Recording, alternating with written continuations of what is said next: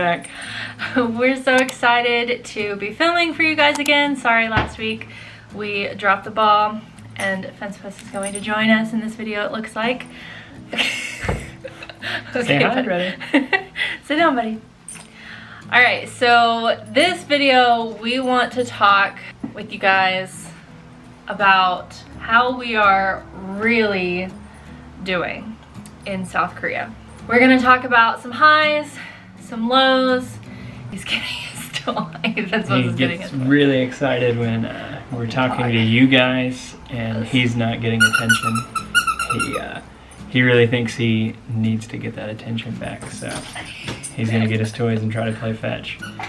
I think we could kind of go back and forth with some of the highs and then the lows that correspond with it, because you think of like positives and negatives not necessarily being in the same category, but I think a lot of times with this they are. And so sorry, you're gonna have to just deal with Fencepost squeaking his toy in the background because we need to take him outside and he wants our attention. So but yeah, that sounds like a good idea. Sorry for cutting you off.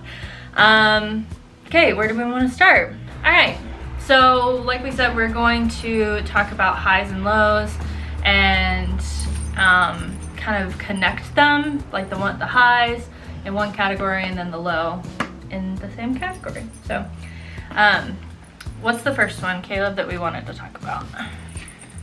So, you know, when you move somewhere, it's exciting. You have this new community and just awesome educators, awesome people here. And so getting to plug in and meet and work alongside these new people in this new community has been great. It's been really good, but kind of downside of that is everything church-wise is virtual. There's still level 4, which is like their strictest lockdown, so that hinders like going out in groups and having dinner with people. It makes it a lot harder to do some of those things to build up community. So we're in an excellent community, but there's some lockdowns and restrictions right now that make it harder to build and to really jump in to that community. And just not being able to go to a church in person because of those restrictions has made it really hard. Obviously, we understand all the restrictions and things.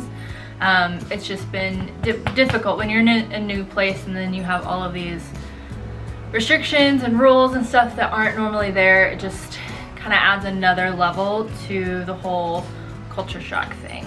So the second one is actually more catered toward Caleb, but I'll talk about it. But his school is amazing. It's an amazing, incredible school. But they are hybrid right now, so they have students that come a couple days a week and then are virtual a couple days a week. So trying to balance teaching in 2 different styles, plus just being in a new school in general. It's always hard. It's always a difficult thing to adapt to a new school. So those are some things with school that I know you've told me has been kind of difficult, but the people at the school are amazing. They're welcoming, they're warm, they've been extremely helpful to both of us, even though I don't work there. But yeah, do you have anything else to add about the school since you're there every day and I'm not? Yeah, no, and you kind of hit on it. Like I said, it's a great school, great educators, but just, you know, things run different, and so you have to adjust to that, and that coupled with adjusting to the hybrid and adjusting to a new country and just a lot of adjustments. So it's definitely been a mostly positive thing, but there are so many challenges as well that go along with it, especially in this time of COVID, that are additional challenges that wouldn't be normal. You would have the normal adjustment to a new school, to a new place, but the part virtual, part online is definitely unique to COVID. So there's some of those extra challenges added in. What's the third one? So we coming from smaller town to one of the bigger cities in the world, just the amount of things that we can do, the amount of options on any given night are so much greater, and there's so many things we can explore and see and do that, hey bud, you gotta be right in the shot. That's been really fun. It's been great to be able to go out and explore, and then you know, any type of food that we want, any type of thing that we'd like to do, it's pretty much here. Yeah, and we live in a very international area of Seoul also, so that just like makes the doors even more wide open as well. So like there's just things from all over the world, not just Korean things where we live too. But a low with that is that there's been a lot of confusion with just some basic needs, like banking and online shopping and phone bills, phone contracts, things like that. And I'll let Caleb explain a little bit more. Right, so because of the visas that we came on, I am teaching and Morgan is not. So because of that, she does not have a Korean bank account. Yeah. And since she does not, she's not allowed to get her phone in her name. She's not, which prevents her from getting a QR code. So when we go into a building, you're supposed to check in that you've been there so they can track COVID. And I can just scan my phone and go right on in. She has to stop and fill out papers. I have to fill out my phone number, if I have any symptoms, my address, or at least like the area that I live in, the date, the time, all that stuff. Whereas Caleb can just scan a QR code and he's all checked in and they know that information immediately. So, and then, yeah, those are just little things. They don't, I mean, they might not be little. They in the retrospect of everything here, they kind of seem little to us, but those are just things that have kind of added or compounded some frustration. We've got it all figured out now. I still can't have the QR code. I will never be able to have that. It's kind of just something we've accepted. But hopefully if COVID ends, I won't need it anyways. Right, then that's, like with the banking and things, the school helped. We got a lot of those things figured out. Again, she'll never be able to have an account, which is weird. So like online shopping, she can't do that. She can't do that. She can't do anything like that. That would be pretty Probably normal. Not a bad thing.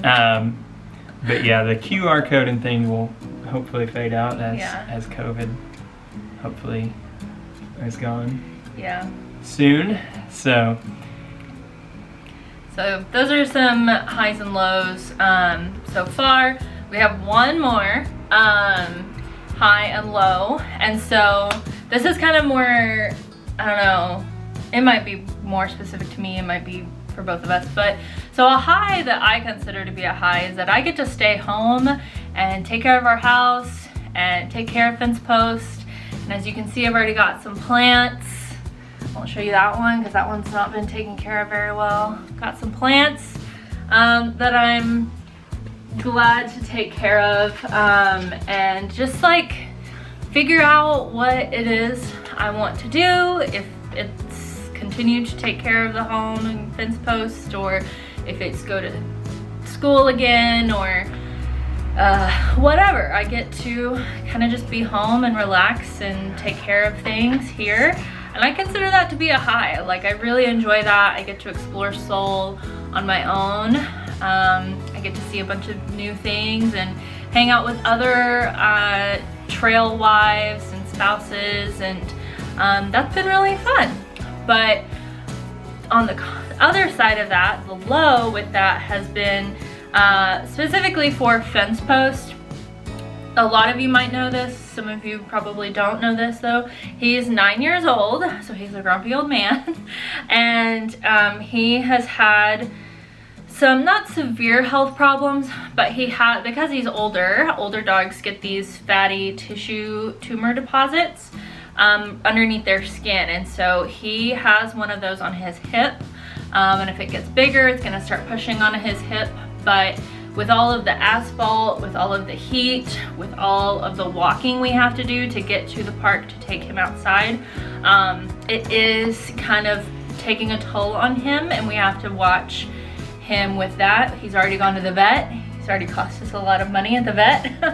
And in food and all that, because we changed his food so he wouldn't be so much of a fatty, because he's carrying a little bit too much weight right now. So that has been a low. We've been a little nervous about him. He seems like his normal self. He doesn't ever really tell us that he's not feeling good. He enjoys getting outside. He enjoys meeting new people, meeting other dogs. Like, he loves getting attention from them. So he's not like in complete distress all the time. It's just we're dog parents and we're worried about him and we want to make sure he's okay. It's just the extra walking that he has Right. to do on a day-to-day basis. Yeah, That it's as an old different. man he wasn't doing. Right, because we had a yard back in the States, and here we don't. We have to walk everywhere, so. Right. Yeah. Well, our battery is about to die.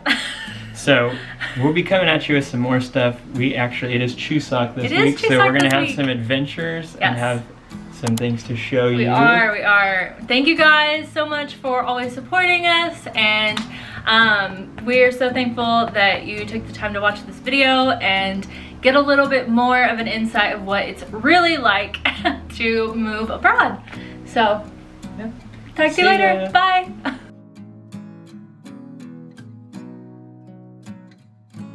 But that's okay. No, it's fine. My hair is all gross and knotted. Well, it's still gross and knotted. We've got a list. There's a lot of stuff on our list. What? We found it. Yeah, we can. Okay. Oh, I can't get up. Oh shoot, my. Are you okay?